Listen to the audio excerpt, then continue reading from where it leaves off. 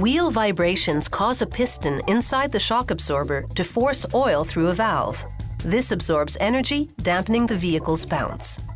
All this happens within the shock's two tubes, the reserve tube, and inside it, the pressure tube, housing the piston rod and compression valve. The factory makes both these tubes from a steel sheet sliced into strips.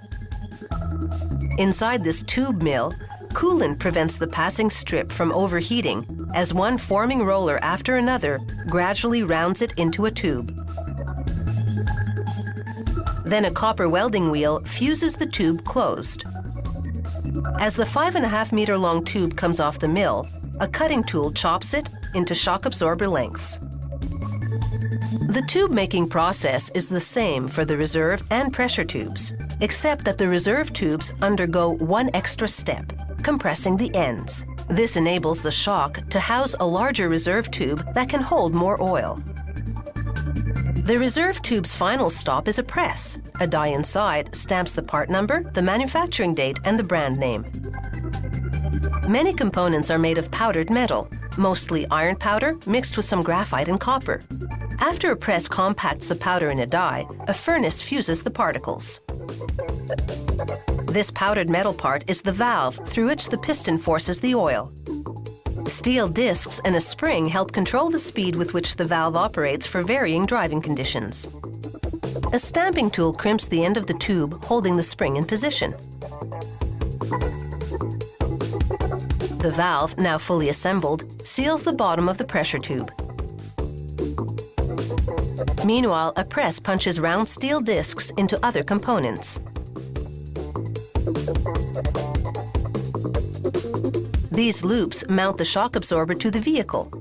A worker positions a cup on each one, then a robot welds them together.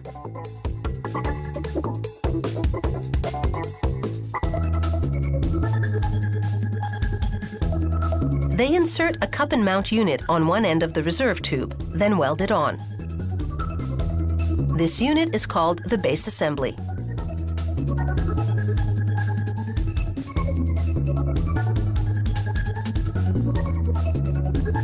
The base assemblies now go on a conveyor, open end up, so that workers can drop a pressure tube inside each one. Automated injectors now fill it with oil that's specially designed to maintain its consistency despite changes in temperature.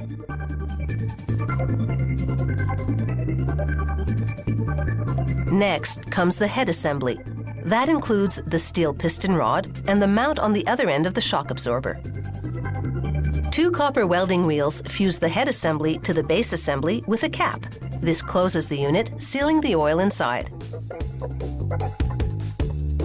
Next, they weld on a dirt shield, a steel casing that prevents dirt from hindering the movement of the piston rod.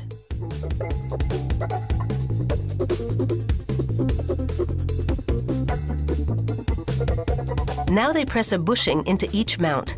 This helps tone down the vibrations coming from the vehicle. Now it's onto an automated carousel.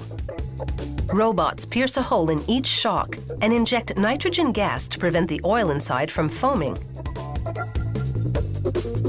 After injection, the robot seals the hole by welding on a tiny steel ball. And now for the finishing touch, an electrostatic paint job. A machine runs a positive electrical current through the shocks and a negative one through the paint particles. Like a magnet, the static electricity draws the paint onto the shocks in a flawless coat. In the factory's quality control lab, technicians use sophisticated equipment to evaluate how well a shock dampens movement at different speeds. The tube and valve configuration inside varies by vehicle, so the shocks on a ground-hugging sports car are quite different from those on a luxury sedan or on a rugged light truck.